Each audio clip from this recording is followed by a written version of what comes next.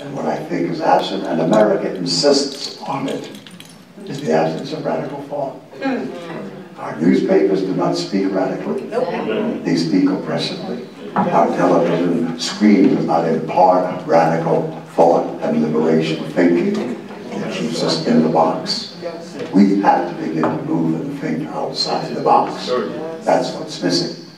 The labor movement, not too long ago, was represented, I'm not too sure about these statistics, but I know I'm close. I think in the working class of America, 47% of all workers belong to unions. Almost 50% of the working forces of this country were members of unions, members of organized labor, moving forward, creating a huge middle class, changing communities, changing wages, changing opportunities. And now today, we're looking at a labor movement that has less than 7% of the working class. What happened to radical thinking? What happened to the labor movement? How did the opposition run away with all of this, leaving us here in a place of frustration, anger, and hopelessness?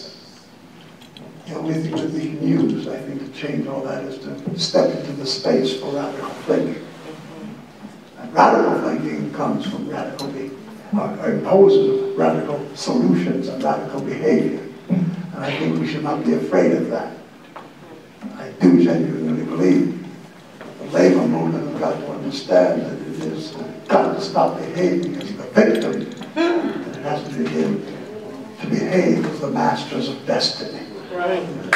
When we're talking about the radicalization, when we talk about unions, and I believe being in a union for 25 years, that we see two types of unions. One, that's a business union that care more about the leaders of unions, put more in their pocket than the base of the membership being taken care of. I mean, I think it's the unions that have to turn their focus back onto the communities at large.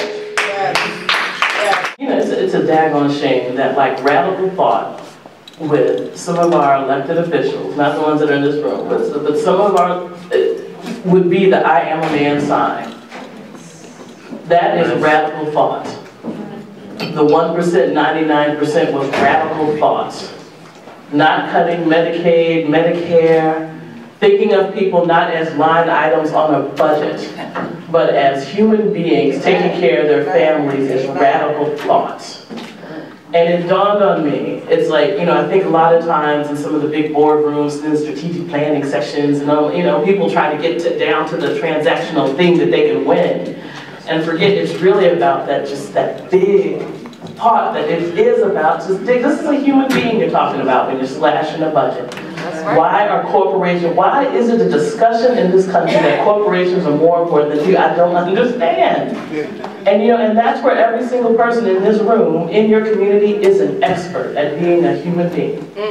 At being a man, a woman, a mother, a father, a daughter, a cousin, you know, that's where you are an expert at the radical thought of this country should serve everyone. Striking and organizing are human rights internationally and nationally. You cannot be a free person if you don't have the right to withhold your labor.